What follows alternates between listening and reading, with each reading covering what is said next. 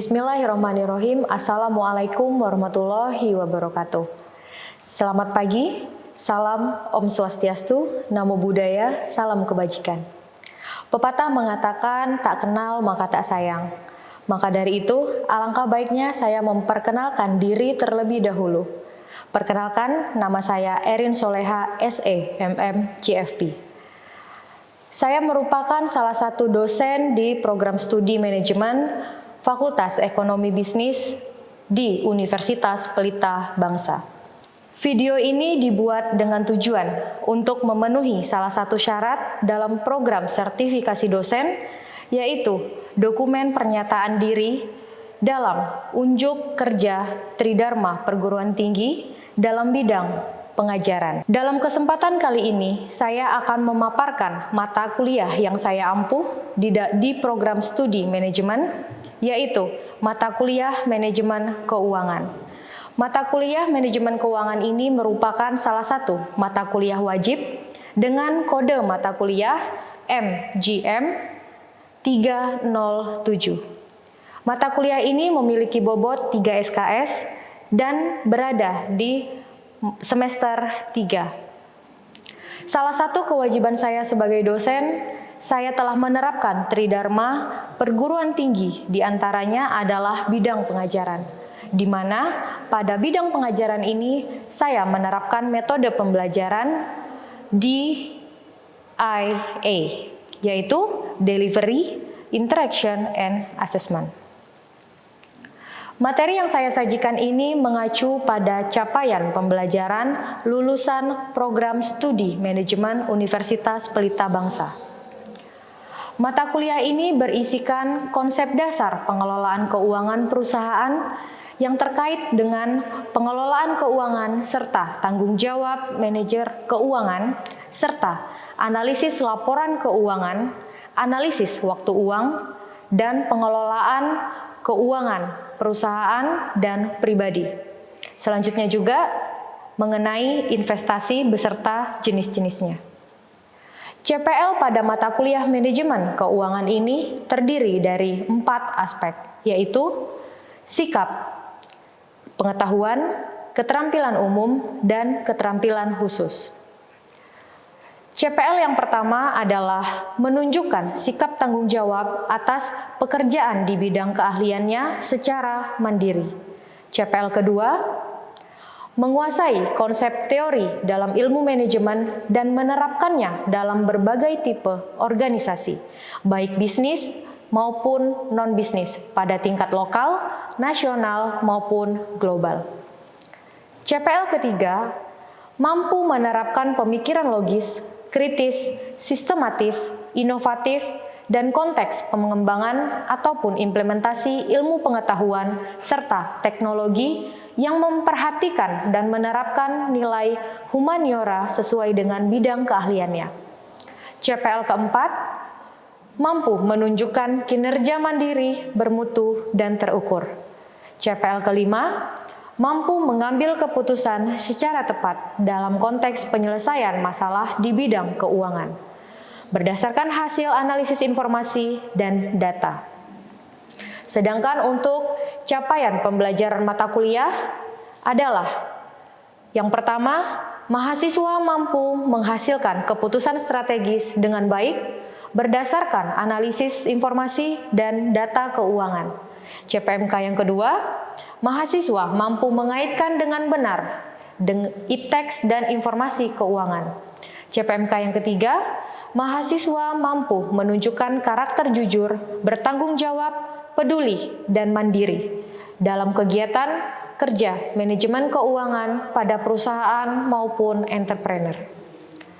Mata kuliah ini dibagi ke dalam 16 kali pertemuan, di mana 14 kali pertemuan tatap muka dan 2 kali untuk ujian, yaitu ujian tengah semester dan ujian akhir semester. Pada pertemuan pertama, introduction dan kontrak perkuliahan. Pertemuan kedua, manajemen keuangan dan ruang lingkupnya. Pertemuan ketiga dan keempat, analisis laporan keuangan dan perhitungannya. Pertemuan kelima dan keenam, perhitungan peramalan, perencanaan, dan penganggaran. Pertemuan ketujuh, analisis kinerja keuangan dengan menghitung rasio keuangan. Pertemuan ke-8, ujian tengah semester. Pertemuan ke-9 dan 10, time value of money. Pertemuan 11 dan 12, pengelolaan keuangan di perusahaan. Pertemuan ke-13, pengelolaan keuangan pribadi. Pertemuan ke-14 adalah understanding of investment. Pertemuan 15, pasar modal dan pasar uang. Pertemuan 16, ujian akhir semester. Metode pembelajaran ini dilakukan secara sinkronus dan asinkronus, yang mana mengutamakan peran aktif dari mahasiswa dalam proses pembelajaran. Bentuk perkuliahan sinkronus dilakukan secara tatap muka di kelas maupun melalui media online yaitu Zoom ataupun Google Meet. Sedangkan untuk bentuk perkuliahan asinkronus dilakukan melalui WhatsApp group ataupun forum diskusi yang ada di e-kampus Pelita Bangsa. Untuk bobot penilaian pada mata kuliah ini terdiri dari 4 komponen. Komponen pertama adalah absensi sebesar 30%, kedua adalah tugas sebesar 20%, ketiga, UTS sebesar 25%, dan yang keempat adalah UAS sebesar 25%.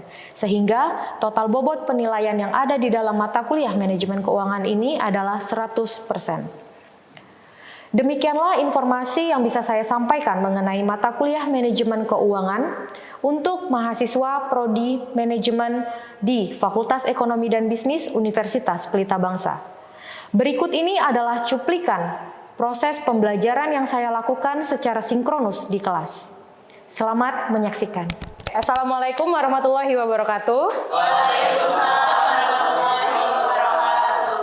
Oke, selamat datang kembali di perkuliahan manajemen keuangan. Kali ini kita berada di pertemuan ke-14. Tapi sebelum kita memulai perkuliahan ini, ada baiknya kita berdoa dulu ya. Oke, silakan untuk ketua kelas dipimpin doanya. Baik, sebelum kita mulai pertanyaan ini, alangkah baiknya kita berdoa terlebih dahulu, berdoa menurut kepercayaan masing-masing. Dimulai.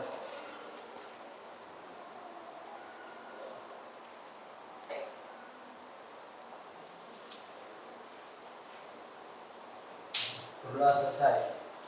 Oke, terima kasih untuk Mas Rauf. Ya, teman-teman, saya hanya sekedar mengingatkan jangan lupa untuk mengisi absensi di e-kampusnya masing-masing ya. Hari ini kita ada di pertemuan ke-14. Oke, sebelum kita memulai ke materi hari ini, saya akan review sedikit untuk materi minggu lalu yang sudah kita pelajari mengenai bagaimana cara mengelola keuangan pribadi dengan baik. Oke, saya tanya dulu teman-teman, kira-kira kalian masih ada yang ingat nggak gimana caranya kita untuk mengelola keuangan supaya kita bisa terbebas dari masalah keuangan? Kira-kira ada yang ingat nggak? Coba saya tunjuk langsung ya. Oke, Mas siapa namanya? Rama. Oke, Mas Rama, silakan. Kira-kira apa aja, Mas? Yang pertama itu membedakan antara kebutuhan dengan keinginan, terus kemudian yang kedua membuat rencana keuangan. Oke, yang pertama kita membedakan kebutuhan dan keinginan. Yang kedua kita akan membuat rencana keuangan. Selanjutnya, apakah ada lagi? Yang depan deh ya. Silakan. Mempersiapkan asuransi dan belajar investasi. Nah, ini kayaknya penting banget ya.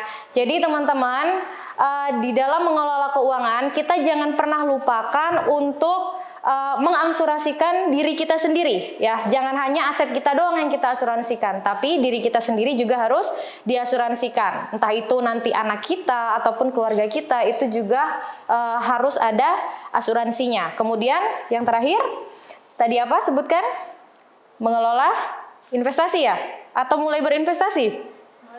Oke, mulai berinvestasi. Ya, teman-teman jangan lupa kita itu harus menyisihkan dana yang kita miliki untuk berinvestasi. Supaya apa? Supaya yang bekerja itu jangan hanya kita, ya.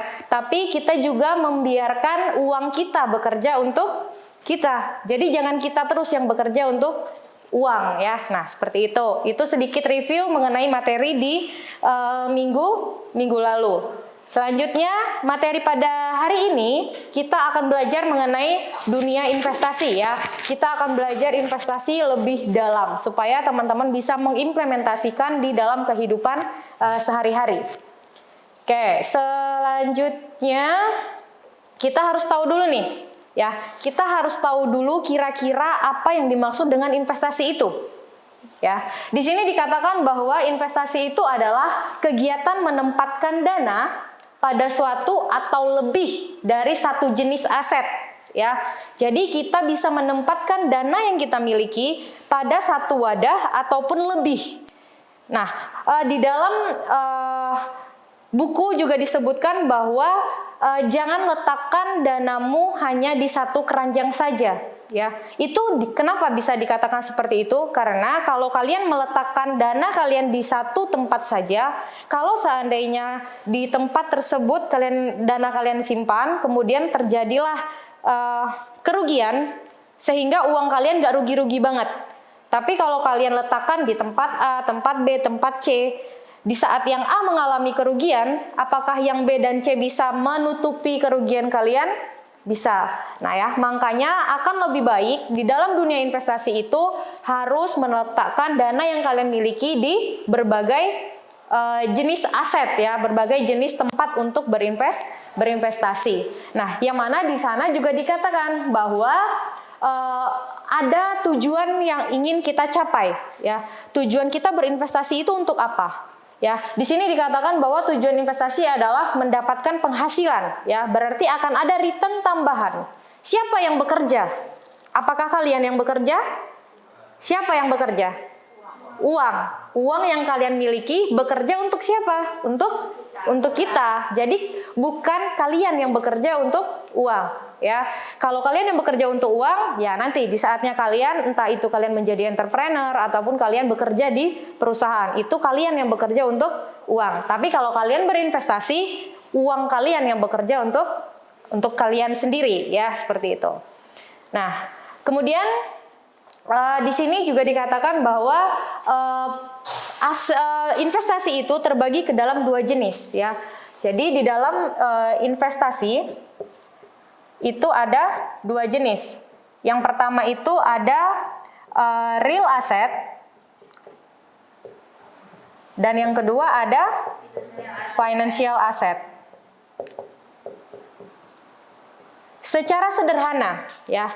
Secara sederhana apa sih Bu yang membedakan antara real asset dengan financial asset? Ada yang tahu nggak? Kayaknya belum ada yang tahu ya. Saya jelasin aja. Kalau real asset ini yang namanya real berarti kalian memiliki apa? Memiliki sesuatu yang memang ada wujudnya. Contohnya apa sih yang bisa dijadikan investasi kalau yang ada wujudnya? Emas, kemudian tanah, kemudian gedung ataupun rumah ataupun ruko ya. Nah, itu adalah jenis investasi kategorinya di real asset yang mana dia memiliki wujud nyata, wujud asli, bisa kita pegang, bisa kita lihat. Itu yang namanya real asset. Kalau financial asset, contohnya apa yang teman-teman ketahui aja, salah nggak apa-apa. Ada yang tahu nggak financial asset? Ayo. Oke, main saham bisa. Kemudian ada apa lagi? Kripto bisa juga. Terus apa lagi? Reksadana bisa juga. Apakah mereka memiliki wujud? Tidak. Nah, berarti apa hal yang paling signifikan yang membedakan antara investasi pada real asset dan financial asset? Kira-kira apa? Kira-kira apa yang membedakan? Kalau yang real asset, dia memiliki wujud. Kalau yang financial asset, tidak memiliki wujud. Ya, kalau real asset dia ada wujudnya Bu, bisa kita pegang, bisa kita lihat. Tapi kalau financial asset nggak bisa. Ya, lantas apakah kita harus percaya untuk berinvestasi di financial asset ini? Bisa nggak kita kalau harus percaya di sini? Bisa. Kenapa kita kok bisa mempercayai dana kita untuk berinvestasi di financial asset ini? Padahal kita tidak tahu wujudnya seperti apa. Kenapa kira-kira? Teman-teman tahu OJK nggak? Tahu. OJK itu apa fungsinya dia? Mengawasi ya. Nah, jadi itu juga sebenarnya salah satu trik ya, salah satu trik kalau seandainya teman-teman ingin melakukan investasi di financial asset.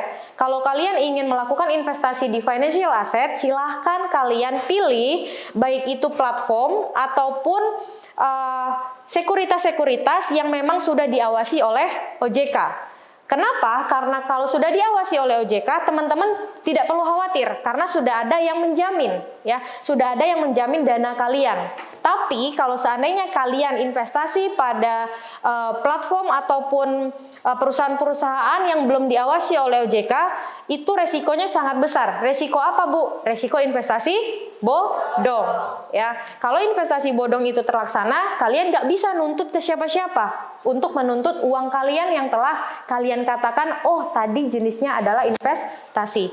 Itu nggak bisa kalian menuntut ke siapapun.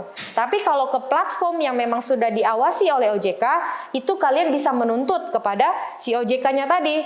Ini kan platform sudah diawasi nih oleh kalian, tapi kenapa masih bisa kecolongan seperti itu. Nah, jadi silakan pilihlah platform dan perusahaan-perusahaan yang memang sudah diawasi oleh OJK. Nah, itu perbedaan yang paling mendasar antara financial asset dengan real asset, ya.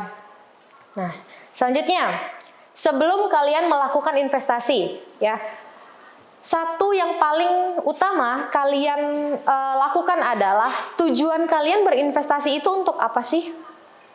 Kalau kalian belum menetapkan tujuan itu, investasi kalian ya sebenarnya nggak ada tujuan apapun. Ya, tapi kalau seandainya kalian sudah punya nih tujuan, oh tujuan saya adalah supaya dana saya tersimpan, Bu, di sana. Kalau dana saya tersimpan di sana, dana saya tersebut tidak akan tergerus oleh inflasi. Dana saya tersebut tidak akan tergerus ataupun tidak habis oleh administrasi.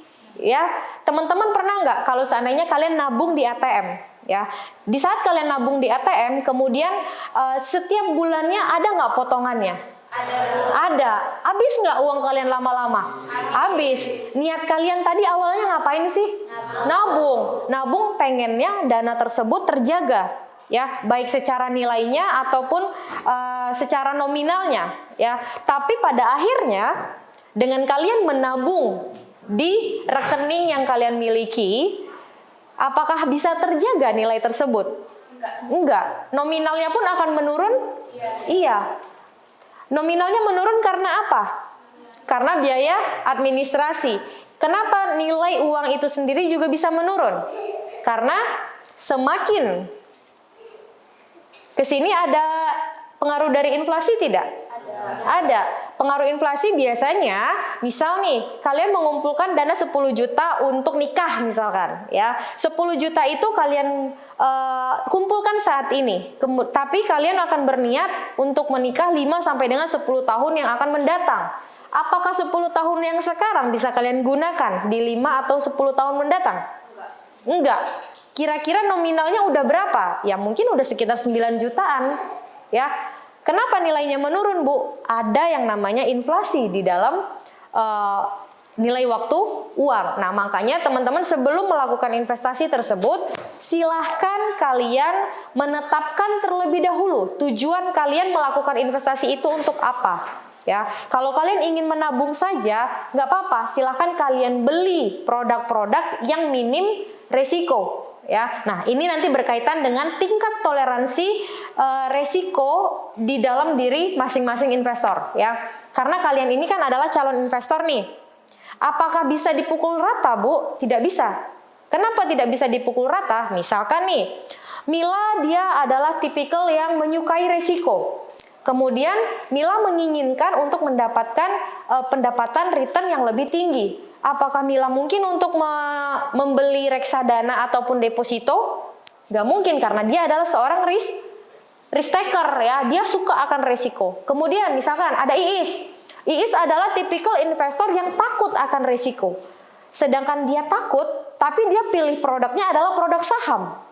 Saham itu memiliki risiko yang cukup tinggi. Nah, jadi dalam pemilihan produk jenis investasi pun kalian harus menyesuaikan dengan tipikal tingkat risiko kalian sendiri.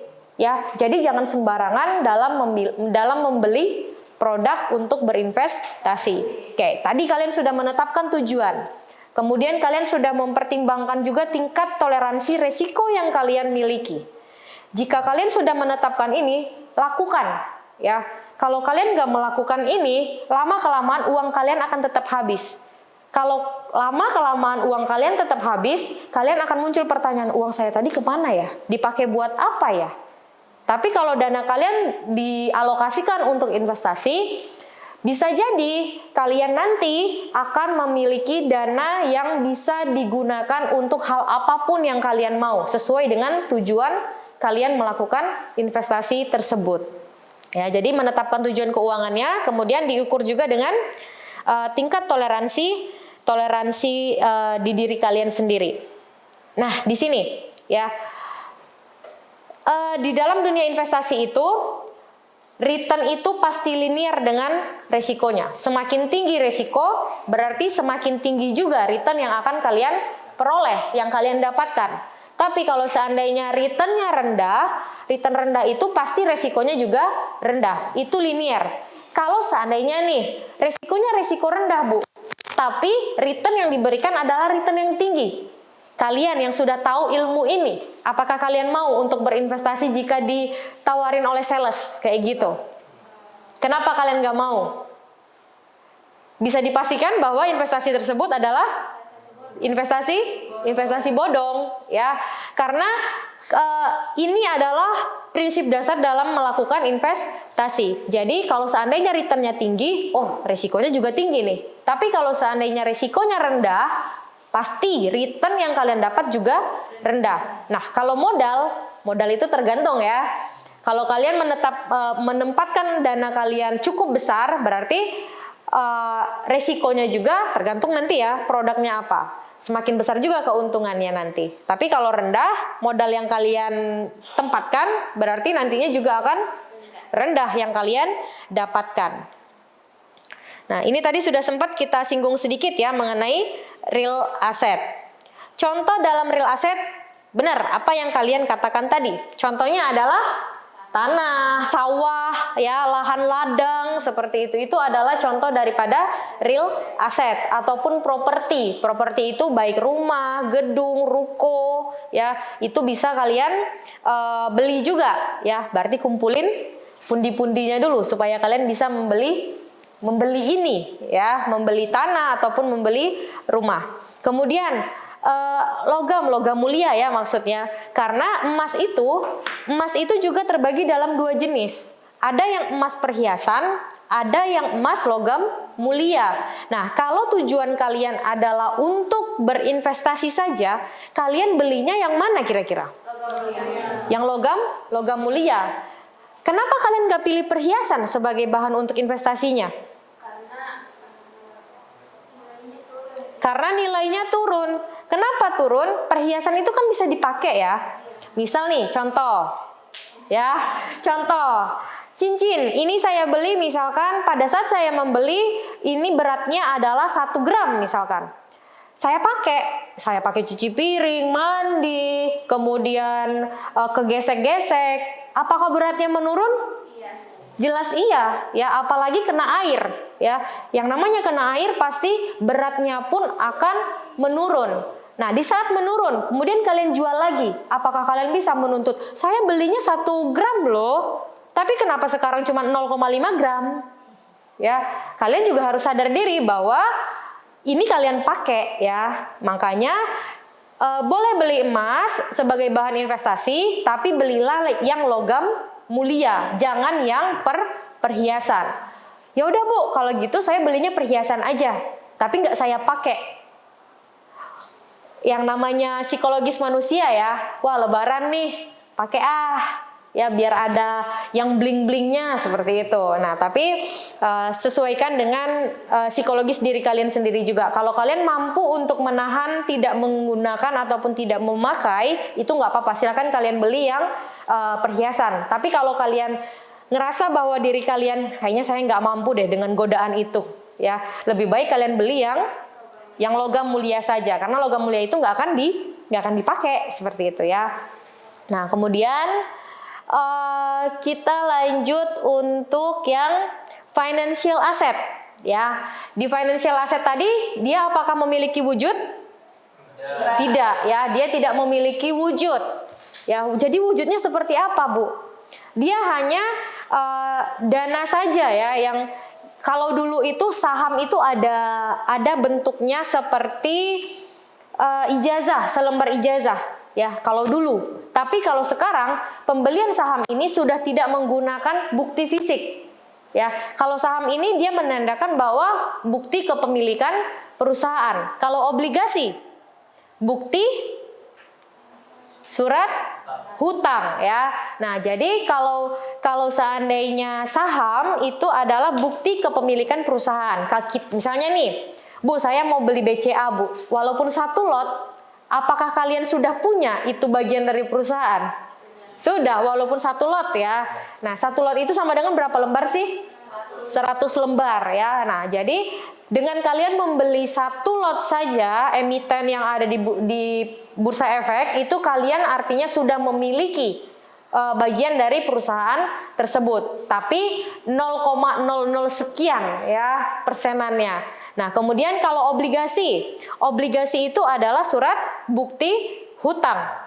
Nah, kalau surat bukti hutang ini artinya teman-teman bisa diterbitkan oleh perusahaan, bisa juga diterbitkan oleh pemerintah. Nah, jadi teman-teman bisa pilih yang mana yang kira-kira menurut kalian lebih menguntungkan seperti itu. Kemudian ada reksadana, ada derivatif, dan ada yang lainnya. Ada banyak sekali.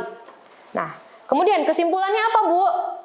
Berarti kesimpulannya adalah investasi ini tidak hanya memberikan peluang bagi investor untuk mendapatkan pendapatan yang pasif, tapi juga berdampak bagi perekonomian yang ada di Indonesia itu sendiri. Karena yang melakukan investasi jangan hanya dari pihak asing, ya.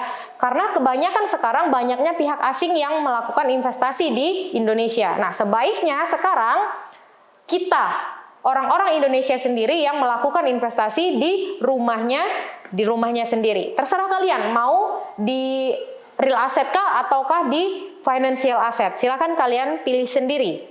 Oke, itu adalah kesimpulannya. Sampai di sini kira-kira ada pertanyaan dulu nggak? Tidak ada, cukup mengerti ya? Oke, kalau tidak ada yang mau ditanyakan, saya deh coba review sedikit dari apa yang saya jelaskan ya. Coba dari teman-teman di sini tadi jenis investasi itu ada berapa sih? Siapa yang tahu? Satu orang doang yang tahu. Yang lain nggak ada yang tahu nih. Nggak ada yang mau coba jawab. Oke, kalau tidak ada yang mau coba jawab silakan.